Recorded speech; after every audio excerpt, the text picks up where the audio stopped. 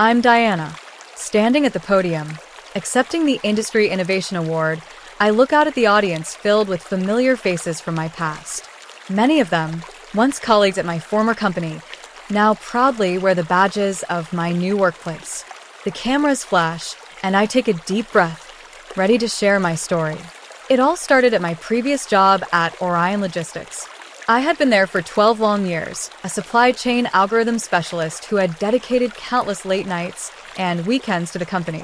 My parents, hard, working folks from a small town, always instilled in me the value of loyalty. My father, a mechanic who spent his whole life at the local auto shop, would say, "Stick with the company, and they'll take care of you." My mother, a schoolteacher, nodded in agreement, believing that hard work would always be rewarded. I was 38 years old, and until that fateful day, I was the kind of person who avoided conflict at all costs. I was the woman who would smile and say sorry when someone bumped into me. I stayed at Orion Logistics, even though I was paid 20% below the market rate, because I believed that my work would eventually speak for itself. One day, I finally gathered the courage to ask for a 10% raise. I walked into the office of the CEO, Mr. Harris. His office was a large corner room with glass walls that overlooked the city. As soon as I mentioned the raise, his laughter echoed off those glass walls, cutting through me like a knife. A 10% raise after 12 years? That's a good one, he said, his shoulders shaking with laughter. I stood there, frozen, clutching my portfolio of achievements.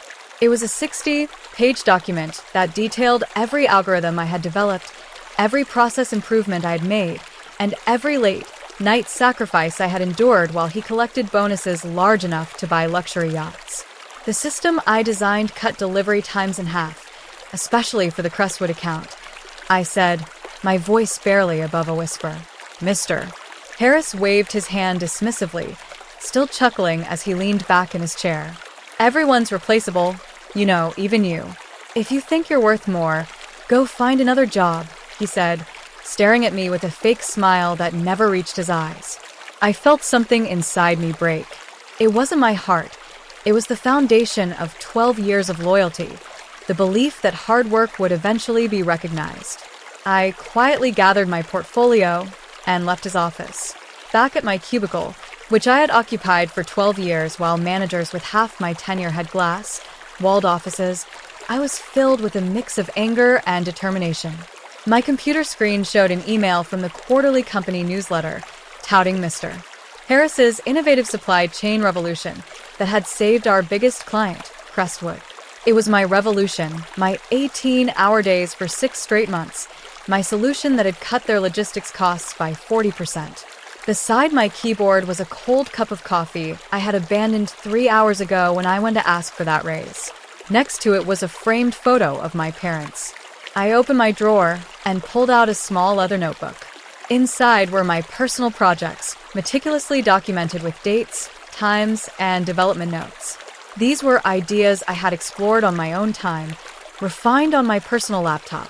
The company had implemented these ideas without formally acquiring them because I was too eager to prove my worth. I flipped through the pages and stopped at my notes from 3 years ago, a series of algorithms that had become the backbone of our entire distribution system. I realized that Mr. Harris and the company's legal department had been so careless that they never noticed I had never signed over the rights to these personal innovations. The standard employment contract only covered work done during company time using company resources. I picked up my phone and scrolled to a number I had saved but never called. Mr. Walker, the operations director at our biggest competitor, Neptune Shipping, had reached out to me several times over the years. His last message, sent 6 months ago, said, "The offer still stands whenever you're ready. We value innovators here." My fingers hovered over the call button. 12 years of loyalty screamed at me to stop, to be reasonable, to not burn bridges. But then I remembered Mr. Harris's laughter. I pressed call.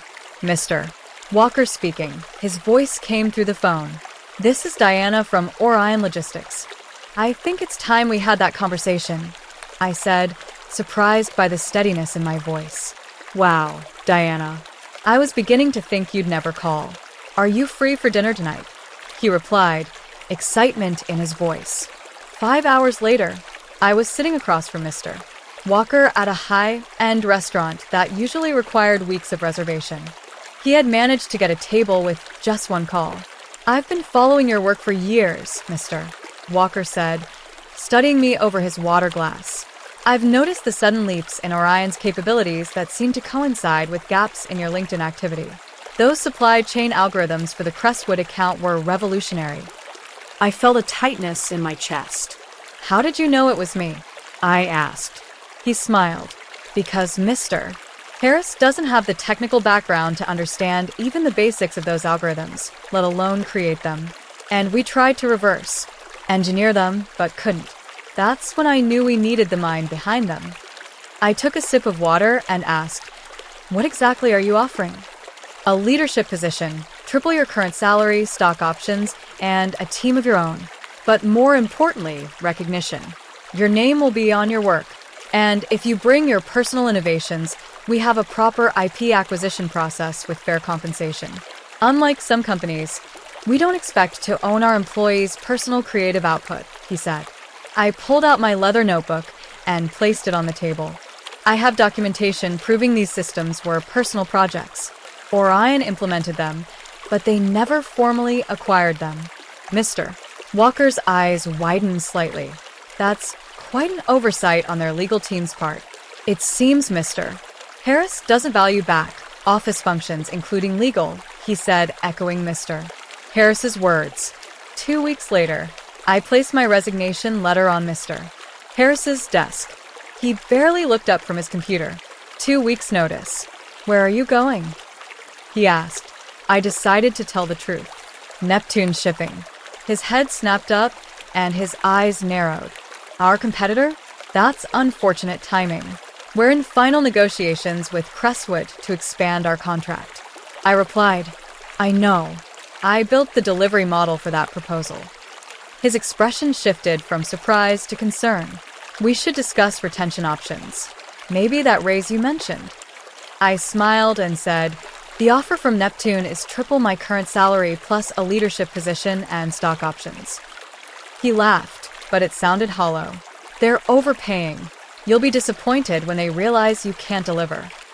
I said confidently, "We'll see." My last 2 weeks at Orion were surprisingly peaceful. I completed my transition documents, trained my replacement, a young graduate who was both terrified and impressed by the systems he was inheriting. I also backed up my personal project documentation and made copies of all emails where I had shared my personal innovations with the company without formal transfer of ownership. On my final day, I met with our legal counsel, Mr. Lewis, for my exit interview. He slid a stack of papers across the desk and said, "Just routine questions. Standard non-compete confidentiality agreements and an affirmation that you're not taking company property." I reviewed the documents carefully. "I'm not signing the non-compete. It wasn't in my original employment contract, and I'm not agreeing to it now," I said, meeting his gaze steadily. "Regarding company property," I said, "I'm not taking anything that belongs to Orion. But I am taking my personal intellectual property that was never formally acquired by the company." Mr. Lewis's forehead creased. "What personal property?" I opened my notebook and showed him the dated entries. "These algorithms and systems were developed on my personal time using my personal resources. Orion implemented them, but never completed any IP acquisition process. I have the documentation to prove it." As he flipped through the notebook, his expression changed. "These are the core systems we use for everything." I replied, "Yes." He stared at me and then at the notebook. "I need to make some calls." I closed the notebook and stood up. "My employment ends today, and my personal property leaves with me." I walked out of Orion's Glass headquarters for the last time at 5:17 p.m. on a Friday. By Monday morning, I was sitting in my new corner office at Neptune, explaining to my team of 5 algorithm specialists how we were going to revolutionize the industry. 6 weeks later, the first implementation of my systems went live at Neptune. Delivery times dropped by 30%, and operating costs fell by 25%. Our sales team approached Crestwood with data showing we could outperform Orion's best metrics by a significant margin. The morning Crestwood announced they were switching their contract to Neptune, my phone rang. Mr. Harris's name flashed on the screen. I let it go to voicemail. He called 3 more times before leaving a message. Diana, this is Mr. Harris. We need to talk about consulting opportunities. Orion is prepared to offer a substantial compensation package. Please call me back. I saved the message but didn't return the call. 2 days later, Mr. Harris was waiting beside my car in the Neptune parking garage. This is inappropriate, I said, keeping my distance. You've put 300 jobs at risk. Orion is facing a crisis because of what you took, he said, his voice low and urgent. I replied calmly, I didn't take anything that belonged to Orion. I took my personal intellectual property that Orion used without proper acquisition. Nobody will believe that. It looks like corporate espionage, he said. I retorted, I have dated documentation of every personal project, every implementation, and every conversation where ownership was never transferred. Your legal team never did their job, and you never valued my work enough to care. He stepped closer, desperation in his eyes. Name your price. Whatever Neptune is paying, we'll double it. I thought about those 12 years, about sitting in my cubicle while he took credit for my work, and about his laughter when I asked for a raise. You once told me everyone's replaceable, even me. I'm just following your business advice, I said quietly. In the following quarter, Orion stock fell 62%. They laid off 200 employees. The news articles described it as a catastrophic loss of technical capability and a mysterious deterioration of their award, winning logistics systems. Mr. Harris resigned under pressure from the board. I watched the announcement from my office while finalizing the implementation plans for 3 new major clients who had switched from Orion to Neptune. Then came the lawsuit. Orion sued me for theft of intellectual property. But my documentation proved that I had developed the core algorithms as personal projects, and the judge dismissed the case, noting that Orion had failed to secure proper ownership of the innovations they had implemented. The morning after the case was dismissed, Mr. Harris visited me at Neptune. He looked nothing like the confident CEO who had laughed at me months earlier. You destroyed everything, he said, standing in my office doorway. I corrected him. You did that when you decided some people were disposable. Those people who lost their jobs had families, mortgages. I continued. That's why Neptune has hired 57 former Orion employees in the last 3 months. People who weren't responsible for your decisions shouldn't suffer for them. He stared at me, searching for something in my expression. You planned all of this. I met his gaze directly. No, I simply stopped allowing myself to be undervalued. You could have prevented this entire situation with a 10% raise and basic respect. He left without another word. I watched through my office window as he crossed the parking lot, his shoulders hunched, a former CEO of what had once been the industry leader. That evening, I received an email from Crestwood's procurement director. The implementation exceeded our expectations. Delivery times are 40% better than our previous provider. The board has approved expanding our contract with Neptune. I forwarded it to Mr. Walker with a simple note. This is just the beginning. My name now appears on the algorithm patents. My picture hangs in the lobby alongside other Neptune executives. My team has grown to 15 people, including many former Orion employees who now receive the recognition and compensation they deserve. But sometimes, I think about those who lost their jobs at Orion and couldn't find new positions. It's the collateral damage of Mr. Harris's arrogance. It's the weight I carry, knowing that justice for one person can mean hardship for others who were simply in the wrong place. 6 months into my new role at Neptune, the full impact of my decision was still unfolding.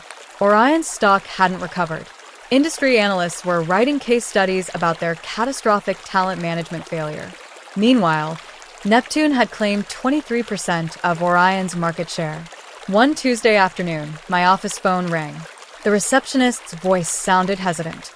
There's someone here to see you. She says she worked at Orion. When I walked to the lobby, I found MS. Thompson standing there. She had been Orion's head of customer service for 15 years, longer than I had been at the company. We had eaten lunch together sometimes and commiserated about Mr. Harris's leadership style. Now she clutched her purse with white knuckles. Diana, I thought maybe we could talk. I brought her to my office and offered her water and coffee, but she declined both. I lost my job last week, along with my entire department, 37 people, she said without preamble. I felt a heavy weight in my chest. MS. Thompson, I'm so sorry. Are you? Everyone's saying you're the reason Orion's falling apart. That you stole something and brought it here, she said, her eyes fixed on mine. I explained my personal project documentation and the legal victory. She listened without expression. I'm 58 years old, Diana. Who's going to hire me now? I leaned forward. Neptune will. We need experienced customer service leadership. I can speak to Mr. Walker today. She shook her head. I didn't come here for a job. Then why did you come? I asked. She looked around my office. I wanted to see if it was worth it. If whatever you got was worth what happened to the rest of us. The question stuck in my throat like a stone. Was it worth it? The recognition, the compensation, the validation, measured against the collateral damage to people who had done nothing wrong except work for the wrong company. It wasn't supposed to happen like this. I just wanted what I'd earned. I said finally. She stood up. We all want that. Some of us just can't take an entire company down when we don't get it. After she left, I sat motionless, staring at the wall. My phone buzzed with a text from Mr. Walker. Quarterly numbers exceeded projections by 18%. Celebration dinner tonight. I didn't answer. Instead, I opened my laptop and created a new spreadsheet. In the first column, I listed every Orion employee I knew had lost their job. Next to each name, I researched their LinkedIn profiles, noting their experience and skills. By midnight, I had a database of 212 people. The next morning, I walked into Mr. Walker's office without knocking. We need to talk about Orion's former employees. He looked up from his monitor. What about them? I placed my spreadsheet on his desk. These are people who lost their jobs because of Orion's collapse. Neptune has benefited enormously from what happened. We have a responsibility. He studied the list.